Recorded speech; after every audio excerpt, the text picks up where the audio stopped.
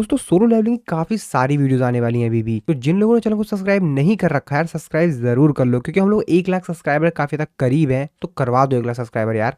स्वागत है आप सभी लोगों का सोलो लेवलिंग के एक नए एपिसोड में। तो जैसा कि हम लोगों ने लास्ट वाले एपिसोड में देख लिया था कि हर साल की तरह इस साल भी यूएसए में गिल्ड की कॉन्फ्रेंस होने वाली है, जिसमें दुनिया भर से काफी सारे गिल्ड के रिप्रेजेंटेटिव आएंगे और यहाँ पर बातचीत करेंगे ग्लोबल पॉइंट्स पर कि किस तरीके से वो लोग और भी ज्यादा सिक्योर हो सकते हैं, और भी काफी सारे मुद्दों पर ये बात करेंगे। और इस साल कोरिया में से जिन्वू का एजिन गिल्ड को रिप्रेजेंटेटिव के तौर पर बुलाया गया था, यानी जिन्वू जाएगा इस साल एक मेन लीडर बनकर। तो इस एपिसोड की शुरुआत में हम लोग यूएसए में उसी जगह पर देखते हैं। तो जैसा कि ये एक बहुत बड़ा इवेंट है, तो यहाँ पर काफी सारी सिक्योरिटी है, साथ ही यहाँ पर काफी सारे लोग आए हैं, क्योंकि दुनिया भर से काफी सारे लोग आएंगे और इसीलिए यहाँ पर काफी ज्यादा भीड़ होती है। तभी यहाँ पर जो कैमरामैन होते हैं वो लोग एक हंटर की फोटो लेने लग जाते हैं, और ये हंटर होता है लेनार्ट, जो कि रिचर गिल्ड का है, जो कि जर्मनी की तरफ से रिप्रेजेंटेटिव के तौर पर यहाँ पर आया है। वो अपने गार्ड से पूछता है कि आखिरकार यहाँ पर इतने सारे रिपोर्टर्स क्या कर रहे हैं, जिसपे उसका बॉडीगार्ड उसको बताता है कि कोरिया को जो हंटर है जिसके बारे में हर कोई बातचीत कर रहा है, आज वो आने वाला है। जिसपे वो कहता अच्छा तो वो आने वाला है। उसका बॉडीगार्ड उसको कहता है कि ये लो, हम लोग डेविल की बात कर रहे थे और देखो वो रहा। तो एक्चुअल में जिन्वू यहाँ पर इन लोगों से पहले ही आ गया था, जो कि साइड में खड़ा था, और बॉडीगार्ड उसी की बात कर रहा था। जिसपे लेनार्ट कहता है ओ तो वो है, मुझे लगता है कि हमको उससे थोड़ी बातचीत करनी चाहिए। स्ट्रॉन्ग हंटर से बातचीत करने में मुझे कोई दिक्कत नहीं लगती, हमारे लिए तो फायदा ही है। और इसीलिए लेनार्ट जाता है जिन्वू के पास उससे बातचीत करने के लिए। लेकिन जैसे वो जिन्वू को थोड़ा सा करीब जाता है, उसके जिन्वू के चारों तरफ से काफी अलग ही सेंसेस आ रही होती है, और वो तभी वहीं पर एकदम से उस चीज को महसूस कर कर वहीं पर रुक जाता है। उसका बॉडीगार्ड उससे बोलता है कि क्या आप उससे जाके बात नहीं करेंगे, जिसपे वो कहता है कि तुमने देखा नहीं क्या। उसका बॉडीगार्ड कहता है कि क्या क्या नहीं देखा मैंने। लेनार्ड अपने मन में सोचते हुए कहता है कि इसका मतलब वो अपने जो समन क्रिएचर्स हैं उनको दूसरी डायमेंशन से नहीं बुलाता है, बल्कि वो लोग हरदम उसके साथ रहते हैं। तो एक्चुअली में जिन्वू के शैडो सोल्जर्स की बात कर रहा था। इसको लगता था कि जिन्वू जो अपने शैडो सोल्जर्स हैं, यानी वो समन क्रिएचर्स, उनको अलग डायमेंशन से बुलाता है, यानी एक दूसरी जगह से ही बुलाता है और उनको समन करता है। लेकिन ऐसा नहीं था। जिन्वू के जितने भी शैडो सोल्जर्स थे वो उसके आसपास हरदम रहते थे, और इसी चीज को वो सेंस कर लेता है, और इस चीज को सेंस कर कर वो काफी ज्यादा हैरान होता है। वो अपने मन में सोचते हुए कहता है कि ये तो इतने सारे हैं कि ये चाहे तो यूएसए से भी वॉर कर ले। यूजिन जिन्वू से कहता है कि ऐसा लग रहा है आपके बारे में बातचीत की जा रही है। जिन्वू कहता है लग तो रहा है कुछ फॉरेनर मेरे को ही देख रहे हैं और शायद मेरे ही बारे में बात कर रहे हैं। यूजिन कहता है कि करना भी चाहिए, आपका नाम पूरी दुनिया में फैल चुका है, हर न्यूज चैनल पे देखा जाए तो सिर्फ आपकी ही फोटो है, आपका ही नाम चल रहा है, और ऑफ कोर्स इससे आपके काफी सारे फैंस भी बढ़ गए हैं। मेरे को लगता है कि शायद तो आपका ऑटोग्राफ लेना चाहते हैं। और तभी योजिन अपने साइड में खड़े मिस्टर वू को देखते हुए कहता है ओ मिस्टर वू, आप यहाँ पर क्या कर रहे हैं। मिस्टर वू बेचारे रोते हुए कहते हैं मैं यहाँ पर हंटर सांग जिन्वू का बॉडीगार्ड बनकर आया हूँ। ये बात सुनकर योजिन भी हंसने लग जाता है। योजिन का मजा लेते हुए फिर से कहता है कि क्या बारे में बात कर रहे थे आप, किस चीज के बारे में बात कर रहे थे। मिस च्यूल कहते हैं कि बॉडीगार्ड। यूजिन कहता है कि किसका बॉडीगार्ड। बेचारे मिस्टर वू च्यूल वो भी काफी ज्यादा नर्वस हो जाते हैं। तभी जिन्वू के सामने कुछ लोग आ रहे होते हैं। जिन्वू उनको देखते हुए कहता है कि शायद ये लोग यहाँ पर पेट्रोलिंग कर रहे हैं क्या। और तभी यहाँ पर मिस्टर व्हाइट आते हैं। वो जिन्वू से कहते हैं कि मिस्टर सांग जिन्वू, हम आप ही के आने का इंतजार कर रहे थे। जिन्वू मिस्टर व्हाइट से पूछता है क्या आप एशियन ब्रांच का जो ब्यूरो है उनके लिए काम नहीं करते मिस्टर व्हाइट। जिसपे मिस्टर व्हाइट उनसे कहते हैं हाँ बिल्कुल, मैं रिसेंटली वहीं पे था और अब मैं इस जगह पर आया हूँ, और अभी जिस मैटर में आप इन्वॉल्व है मिस्टर सांग जिन्वू, मैं उस मैटर का इंचार्ज हूँ। तभी मिस्टर व्हाइट के साथ जो उनका सिक्योरिटी वाला आया हुआ होता है वो वहां से यूजिन को ले जाने लगता है। लेकिन मिस्टर व्हाइट जिन्वू को बताते हैं कि आप चिंता मत कीजिए, आपके जो साथी हैं इनको होटल ले जाया जा रहा है, उनकी आप फिक्र छोड़ दीजिए। जिन्वू भी यूजिन से कहता है कि तुम मिस्टर वू च्यूल के साथ चले जाना। यूजिन भी कहता है कि हाँ ठीक है। जिसके बाद मिस्टर व्हाइट जिन्वू से कहते हैं कि मिस्टर सांग जिन्वू आप मेरे साथ चलिए, हमको आपसे कुछ बातचीत करनी है। जिन्वू अपने मन में सोच रहा होता है कि क्या ये मेरे फादर के बारे में बात करेंगे। मिस्टर व्हाइट जिन्वू को हंसते हुए कहते हैं कि अरे आप चिंता मत कीजिए, आपको कोई भी दिक्कत नहीं होगी। मैंने आपको ऑलरेडी ही बता दिया है कि यूएस हंटर ब्यूरो आपके बारे में क्या सोचता है, इतना चिंता मत कीजिए आप। और फिर वो जिन्वू को एक दूसरी जगह पे ले जाने लगते हैं। रास्ते में चलते समय जिन्वू उनसे बोलता है कि क्या ये कोई सीक्रेट मैटर है। जिसपे वो बताते हैं कि हाँ कुछ टॉपिक्स होते हैं जो कि टॉप सीक्रेट कैटेगरी में आते हैं, और ये टॉपिक उनमें से एक है। और फिर ये लोग कार में बैठकर कहीं जाने लग जाते हैं। जिन्वू उनसे बोलता है कि आखिरकार हम लोग कहाँ पर जा रहे हैं। जिसपे वो बताता है कि हम लोग हंटर ब्यूरो हेडक्वार्टर जा रहे हैं। जिन्वू कहता है कि the hunter bureau. Mister White Jinwoo को बताते हैं कि अगर मैं आपको सच सच बताऊं तो हम लोग काफी ज्यादा इस समय अंडर प्रेशर में है, बहुत ज्यादा प्रेशर है हम लोगों के ऊपर। एक्चुअल में जैसा कि आपको पता ही है, जो हंटर क्रिस्टोफर है और वो यूनाइटेड स्टेट की स्ट्रेंथ का एक पिलर थे, और जैसा कि अब वो मर चुके हैं तो हमको उनकी खाली जगह को भी भरना है। चीजें अभी भी हमारे कंट्रोल में है क्योंकि उनकी जो डेथ है अभी वो पब्लिक नहीं हुई है, और इसीलिए अभी तक हम लोग इस चीज पर कंट्रोल कर रखे हैं।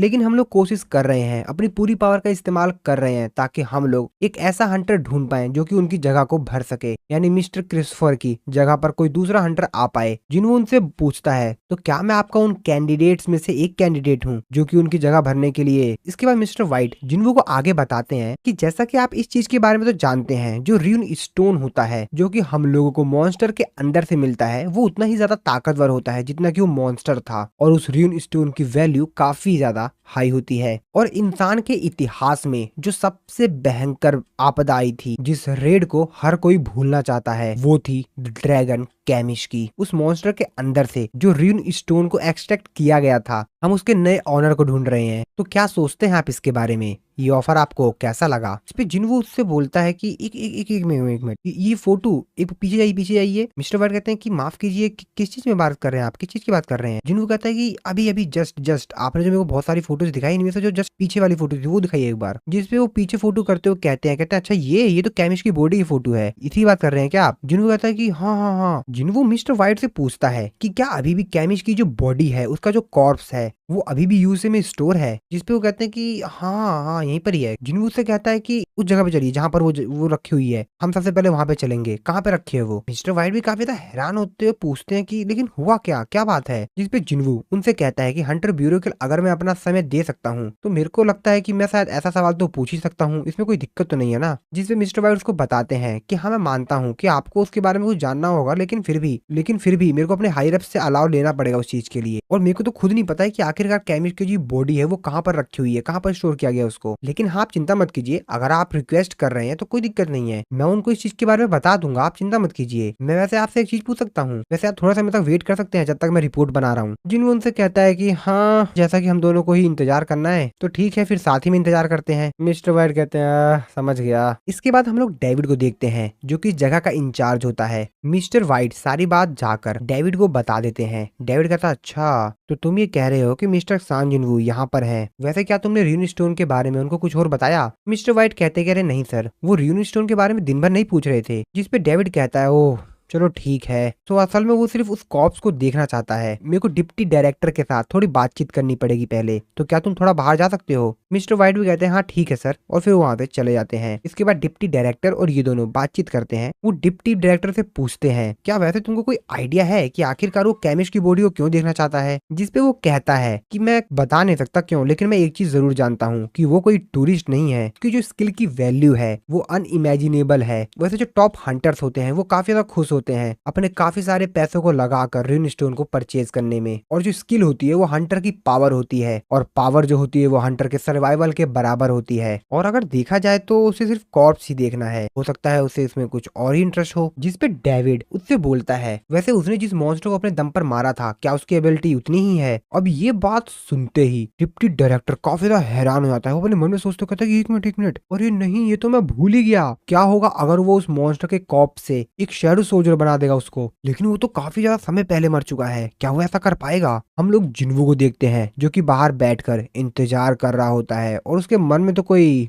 और ही प्लान होता है। डिप्टी डायरेक्टर कहता है कि इसका मतलब है कि उसका प्लान है कि वो कैमिश को एक शैडो सोल्जर बना ले। अब ये बात सुनकर डेविड काफी ज्यादा हैरान होते हुए खड़े होते हुए चिल्लाते हुए कहता है क्या? अगर ये सही है तो ऐसा नहीं होना चाहिए, किसी भी इंडिविजुअल को इतनी ज्यादा पावर नहीं मिलनी चाहिए। जिसपे डायरेक्टर कहता है कि सर अगर हमने इस रिक्वेस्ट को डिनाई किया, मना किया, तो मेरे को लगता है कि उसके साथ रिलेशनशिप मेंटेन करने में हमको काफी ज्यादा कठिनाई हो सकती है। अब ये बात सुनकर डेविड काफी ज्यादा परेशान होता है। वो कहता है यार इसकी तो फिर वो डिसाइड करता है, ठीक है मैं उसको खुद ही वहां पर ले जाऊंगा, और ये मेरे लिए काफी अच्छी अपॉर्चुनिटी होगी कि मैं अपने आंखों से देख सकूं कि आखिरकार उसमें कितनी ज्यादा एबिलिटी है। और फिर वो जिन्वू को उस जगह पर ले जाने लगता है जहाँ पर कैमिश की बॉडी रखी हुई है। यहाँ पर एक ट्रांसलेटर होता है जो कि ये सारी बातें ट्रांसलेट करके जिन्वू को बता रहा होता है, जिन्वू की सारी बातें ट्रांसलेट करके सब कुछ बता रहा होता है। डेविड जिन्वू से कहता है कि मैं आपसे काफी सारी बात करना चाहता हूँ काफी अच्छे से, लेकिन कोई नहीं, मुझे लगता है कि हम लोग बाद में बातचीत कर सकते हैं। जिन्वू तो अपने मन में सोच रहा होता है कि मैं तो विश्वास ही नहीं कर पा रहा हूँ कि जिस जगह पर कैमिश को हराया गया था उस जगह पर इन लोगों ने हंटर ब्यूरो हेडक्वार्टर बना लिया और फिर ये लोग उस जगह पर जाने लगते हैं। और जब ये लोग उस जगह पर पहुंचते हैं तो जिन्वू को वहाँ के एयर में कुछ सेंस होता है। वो अपने मन में सोचते हुए कहता है, ओह, इन हवाओं में तो मैजिकल एनर्जी है, मैं ये महसूस कर पा रहा हूँ। मैं तो काफी ज्यादा हैरान हूँ, उसको हराए हुए लगभग 8 साल हो चुके हैं, लेकिन उसके बाद भी उसकी जो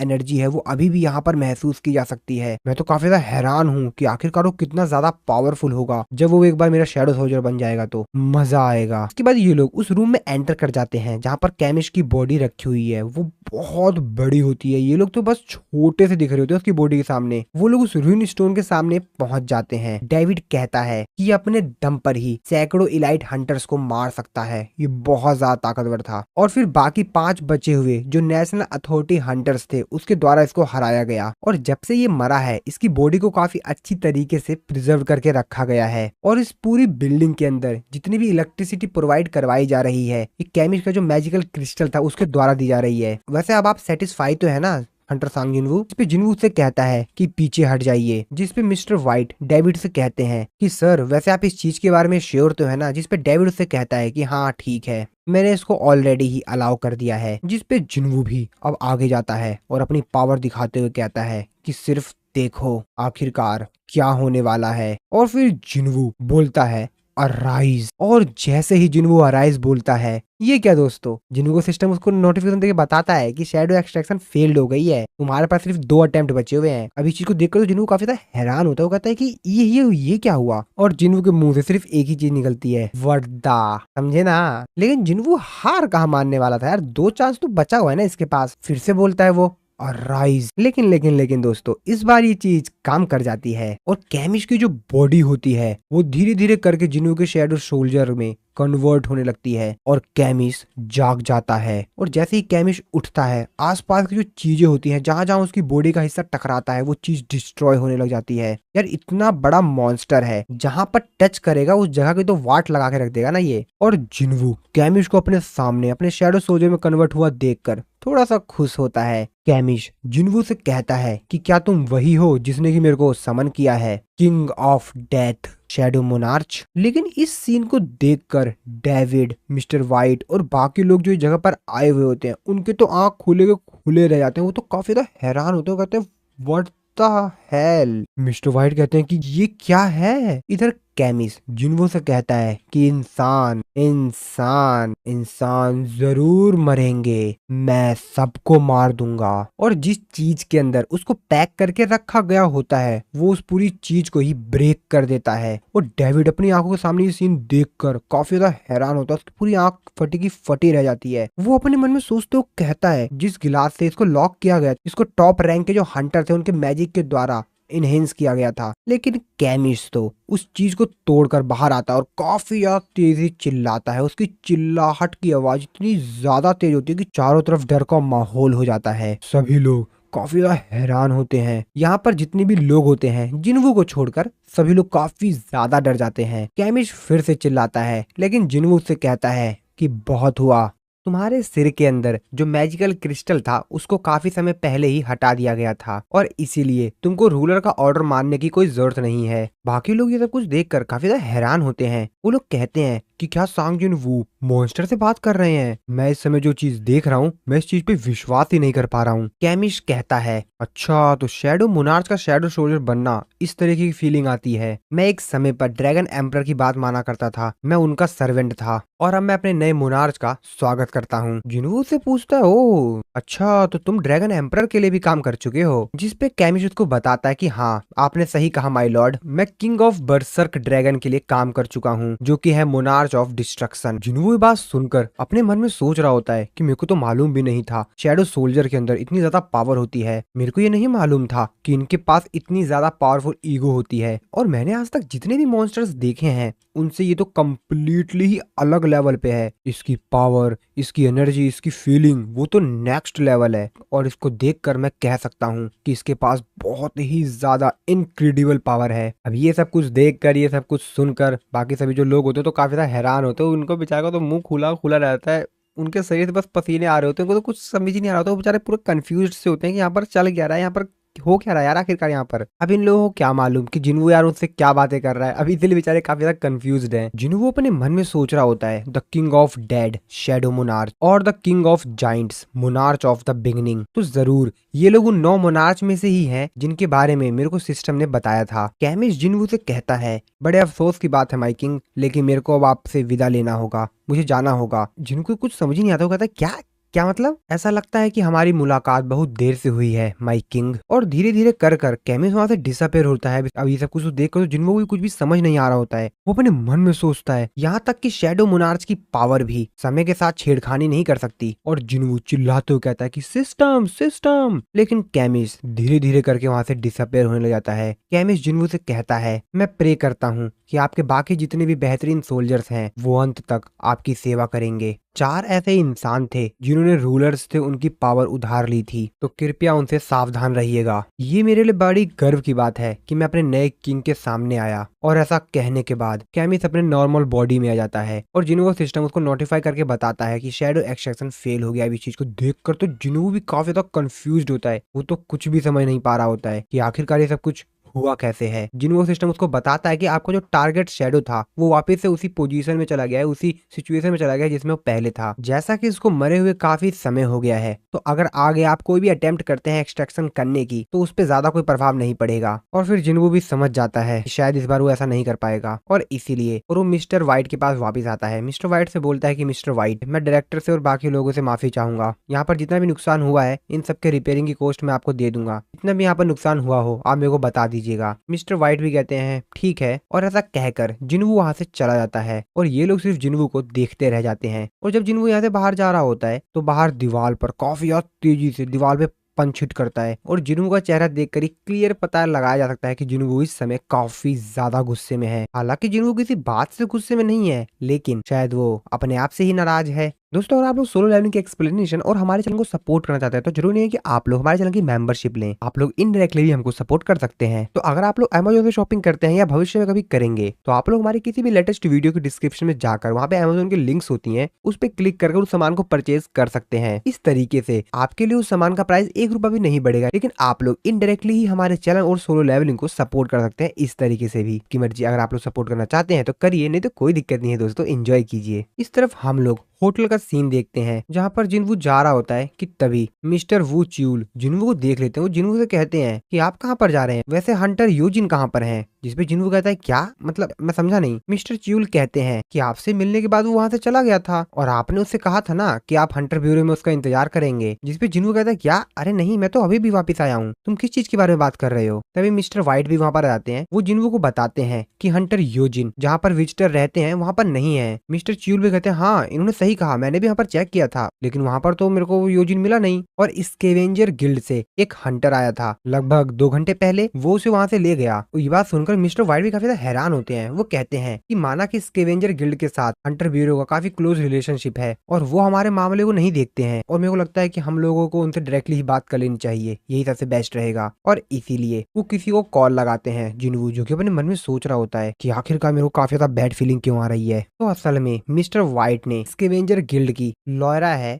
उसके पास कॉल लगाया था, जो कि थॉमस एंड्रे की असिस्टेंट भी है, जिस पर वो पूछती है कि क्या हुआ, क्या आप कह रहे हैं कि हमने एजिन गिल्ड के जो वाइस लीडर हैं उनको अपने साथ लेकर आए हैं? मिस्टर व्हाइट अपने मन में सोचते कहते हैं कि अब ये मत बोलना कि। और तभी लॉयरा उनसे पूछती है कि क्या हंटर सांग जुन-वू इस चीज के बारे में जानते हैं? जिस पे वो बताता है कि नहीं, हंटर सांग जुन-वू ने अभी तक ये न्यूज नहीं सुनी है। वैसे वो हंटर योजिन जो कि उनका साथी है उनके बारे में पूछ रहे थे जब वो ब्यूरो में थे वहां पर। तो जिसपे लॉयरा उनसे कहती है तब तो हमको इसके तह तक जाना होगा, कुछ तो गड़बड़ है। मिस्टर वाइट जिनवू से कहते हैं कि हंटर सांग जिनवू, इसके एवेंजर गिल्ड से मेरी बात हो गई है, वो इस मैटर पर इन्वेस्टिगेशन कर रहे हैं, वो हमको जल्द से जल्द बताएंगे क्या हुआ। लेकिन तभी वो देखते हैं कि जिनवू तो वहाँ पर है ही नहीं। वो कहते हैं अब हंटर सांग जिनवू कहाँ गए। इस तरफ हम लोग जिनवू को देखते हैं जो कि वहां से निकल गया था, क्योंकि जिनवू को पता है इन लोगों को काफी ज्यादा समय लग जाएगा और क्या पता योजिन के साथ क्या हो जाए, और इसीलिए जिनवू खुद ही निकल पड़ता है योजिन को ढूंढने के लिए। अपने मन में सोचते हुए जिनवू कहता है कि ये सब कुछ मेरी ही गलती है। चेयरमैन यो को बचाने के बाद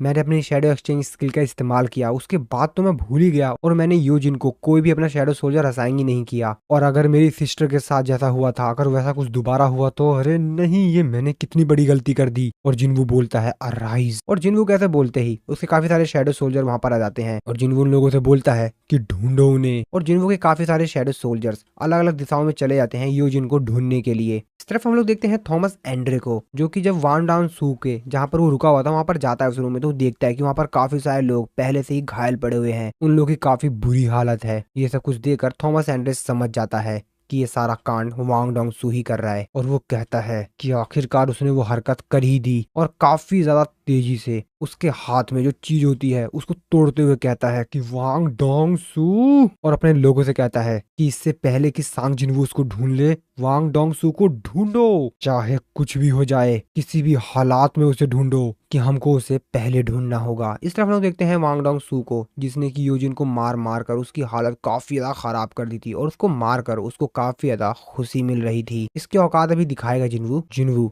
एक बड़ी सी बिल्डिंग के टॉप पर पहुंच जाता है और शहर का नजारा देखते हुए अपने मन में सोच रहा होता है कि क्या वो सिटी को छोड़कर चला गया है। लेकिन अगर एक तरह से देखा जाए तो योजिन एक कॉम्बैक्ट टाइप का डी रैंक का हंटर है, और नॉर्मल लोगों की इतनी औकात नहीं कि उसको किडनैप कर ले। यहाँ तक कि काफी सारे लोग भी होंगे तब भी योजिन को पकड़ पाना बहुत मुश्किल है। मेरे को समझ में नहीं आ रहा है कि आखिरकार योजिन होगा कहाँ पर। और इस समय मेरे पास एक ही क्लू है, जो इंसान उसको वहां से ले गया है वो स्कैवेंजर गिल्ड का था। स्कैवेंजर गिल्ड, अरे नहीं, वांग डोंग सू का छोटा भाई था, और जरूर वो मेरा अमेरिका में आने का ही इंतजार कर रहा था। और जहां तक मेरे को लगता है उसने अपने ब्रदर के डेथ के पीछे का जो सच है वो पता लगा लिया होगा, और उस रेड में योजिन और मैं ही, जो कि उस डंजन रेड में सरवाइव कर गए थे, वो वांग डोंग सू की एक बात भी याद करता है, जहां पर वांग डोंग सू ने जिनवू के ऊपर चिल्लाते हुए कहा था कि तू बास्टर्ड, अगर मुझे ये पता लग गया कि मेरे ब्रदर को मारने वाला तू था ना, तो मैं तेरे को छोड़ूंगा नहीं। जिनवू कहता है